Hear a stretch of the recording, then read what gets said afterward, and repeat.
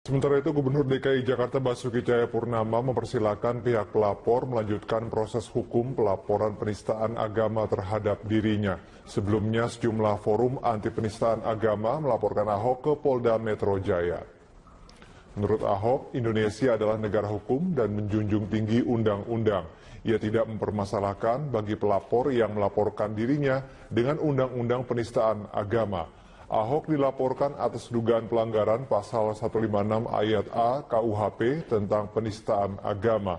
Pelaporan ini mencuat karena cuplikan rekaman video pernyataan Ahok tersebar di jejaring media sosial yang dianggap menghina umat Islam.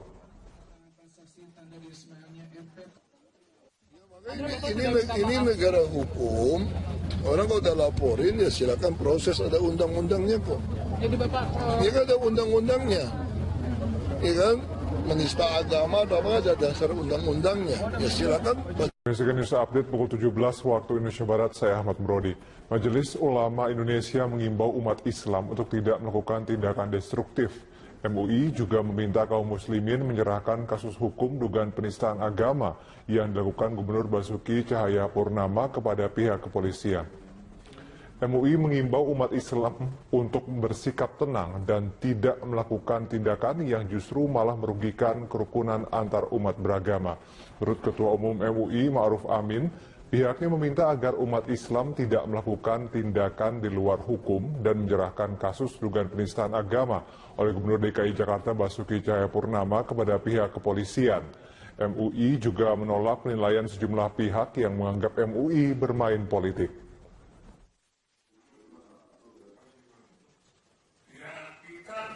Dan kita dari Majelis Ulama menjaga umat supaya umat ini tidak melakukan tindakan-tindakan yang tidak terpuji, yang destruktif, yang merusak. Ini informasinya sudah pemicu enggak, itu kita menjaga. Ya, kemungkinan-kemungkinan kan kita antisipasi. Jadi supaya apapun kecilnya kemungkinan itu, jangan sampai itu terjadi. Semuanya harus dilewatkan melalui. Gubernur DKI Jakarta Basuki Cahayapurnama mengatakan kawasan Jakarta Barat masih memiliki banyak masalah, salah satunya soal pengelolaan aset milik pemerintah yang banyak tidak tercatat. Hilangnya sejumlah aset di Jakarta karena banyak fasilitas umum dan khusus yang tidak tercatat di Badan Pengelolaan Keuangan dan Aset Daerah atau BPKAD DKI Jakarta. Ahok menjelaskan di Jakarta Barat ada sejumlah fasilitas umum dari pihak swasta yang tidak dilaporkan oleh Pemkot Jakarta Barat sehingga tidak tercatat di BPKAD. Untuk itu pemerintah Provinsi DKI Jakarta saat ini tengah melakukan upaya penertiban dengan melakukan pengecekan melalui e-aset. Bukan hanya itu, Ahok juga berharap peran serta masyarakat untuk aktif memberi laporan apabila menemui pelanggaran yang dilakukan oleh pejabat publik.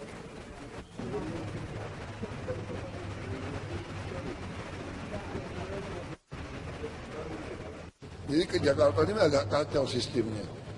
Dulu banyak pengembang menyerahkan aset fasum-fasusnya kepada wali kota. Nah harusnya kalau udah ke wali kota, BPKAD kan tinggal nyatat dari wali kota kan. Kan wali kota Jakarta Barat itu wilayah DKI. Nah baru kita sekian tahun ini kita mulai tertibkan, kita mulai temukan. Ternyata tidak ada pembukuan sama sekali di BPKAD.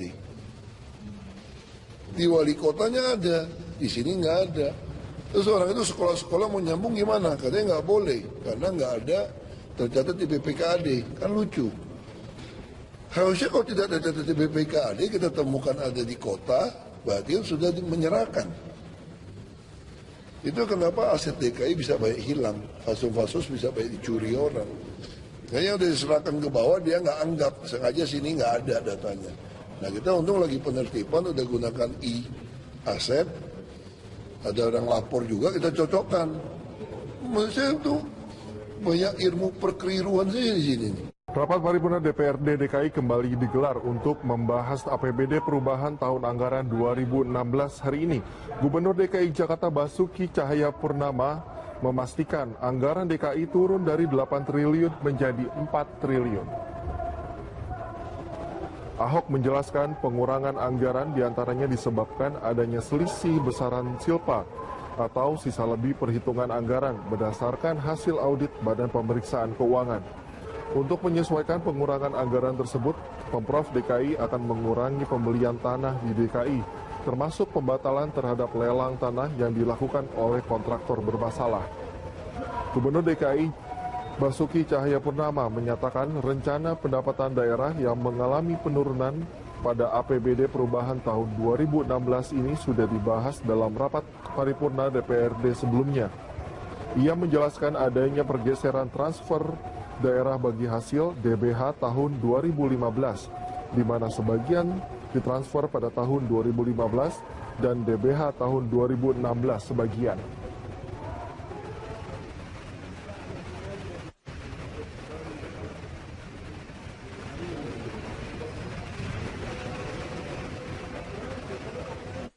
Informasi lain, Gubernur DKI Jakarta Basuki Cahayapurnama meresmikan ruang publik terpadu ramah anak di Kelurahan Petukangan Utara, Jakarta Selatan. Kedatangan Ahok disambut oleh warga dan tidak sedikit warga yang mendukung pembangunan RPTRA di daerah lainnya.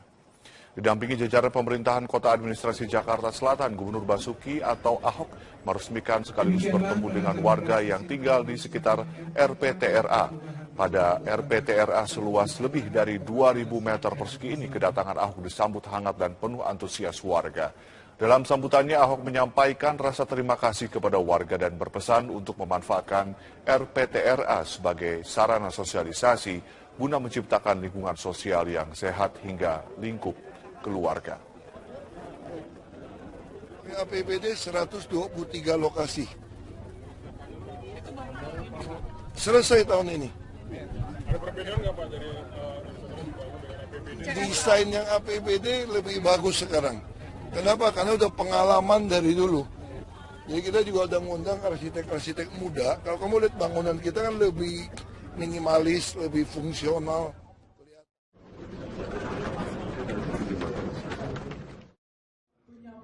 Dewan Perwakilan Rakyat Daerah DPRD DKI Jakarta mengesahkan peraturan daerah Perda Anggaran Pendapatan dan Belanja Daerah APBD Perubahan tahun 2016 dalam sidang paripurna yang dipimpin Ketua DPRD DKI Jakarta Prasetyo Edi Marsudi di Gedung DPRD DKI Jakarta Rabu 12 Oktober 2016. Adapun nilai APBD perubahan tahun 2016 disepakati sebesar 62,910 triliun rupiah. Jumlah ini bertambah sekitar 200 miliar rupiah dari KUPA PPAS yang diajukan oleh eksekutif. Pembahasan Perda APBD perubahan tahun 2016 sudah melalui sejumlah proses pembahasan, mulai dari rapat komisi, rapat badan anggaran, hingga melalui proses paripurna. Seluruhnya sudah mencapai kesepakatan bersama dengan tim anggaran pemerintah daerah DKI Jakarta. Melalui pengesahan ini, Gubernur DKI Jakarta Basuki Cahayapurnama optimis jika penyerapan APBD tahun ini bisa tinggi di angka sekitar 80-90%. Terlebih banyak proyek pembangunan yang dikerjakan tahun ini. Karena kita baik pembangunan itu kan turunnya masih di atas 80.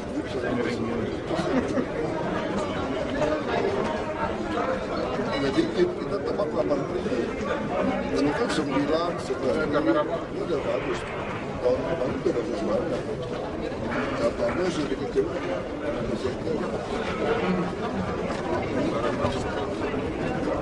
Bayar. Apa?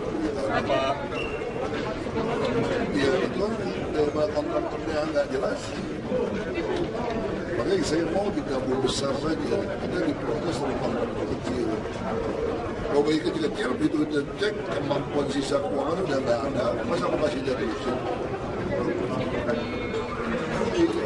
Nggak apa-apa, kita bisa pakai juga dari yang kelebihan kompensasi KLB.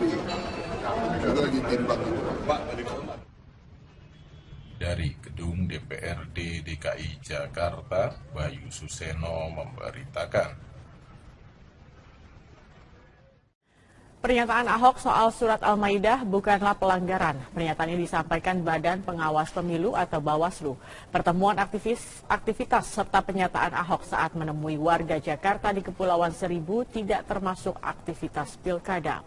Kepastian putusan Bawaslu ini disampaikan Koordinator Divisi Hukum Penindakan dan Pelanggaran Bawaslu DKI Jakarta, Muhammad Jufri, di sela-sela acara sosialisasi Pilkada Cerdas, Damai, dan Tanpa Sara. Muhammad Jufri menambahkan, selain tidak menemukan pelanggaran, Bawaslu juga tidak berwenang mengambil tindakan karena saat ini belum masuk periode pilkada. Menurut Jufri, KPU Jakarta belum memastikan ketiga pasangan bakal calon bisa melenggang dalam pilkada serentak yang akan berlangsung 15 Februari 2017 mendatang. Itu ya kami belum lihat dulu karena laporan yang disampaikan ke kami soal ini kan belum memasuki masa kampanye ya, masih dalam tahap pendaftaran pasangan calon. Belum ada pasangan calon yang ditetapkan dan juga belum memasuki masa kampanye. Jadi tentu kami belum bisa menindaklanjuti sebagai pelanggaran pemilu karena belum memasuki masa kampanye.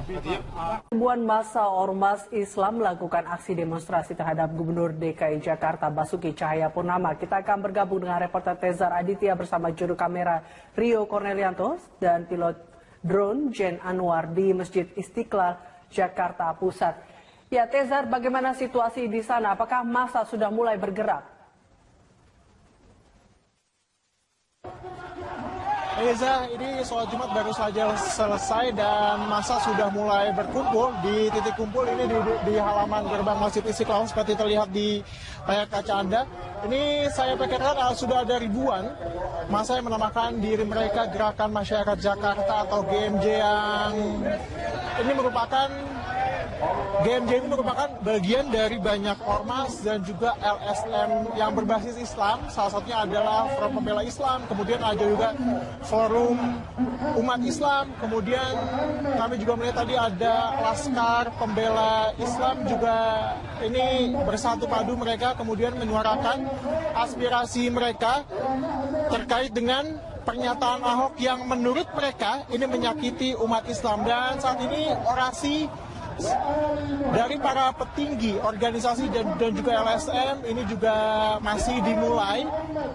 Dan tadi juga kami sempat mendengar bahwa disarankan agar kemudian tidak anarkis, agar dapat berlangsung dengan damai. Jadi nanti setelah orasi ini dilanjutkan dengan long march dari Istiqlal kemudian ke Kementerian Kelautan dan juga Pertanian, di mana kantor KKP ini merupakan kantor sementara dari Barreskrim. Kemudian dari situ akan dilanjutkan dengan ke long march ke Balai Kota, di mana ini merupakan kantor Ahok. Dan Polda sebelumnya juga menyatakan bahwa aksi ini akan dilakukan oleh 5.000 orang. Sementara tadi kami juga sempat mewawancarai beberapa orang di sini yang mengklaim bahwa jumlah mereka bisa mencapai 15.000 orang, Eliza.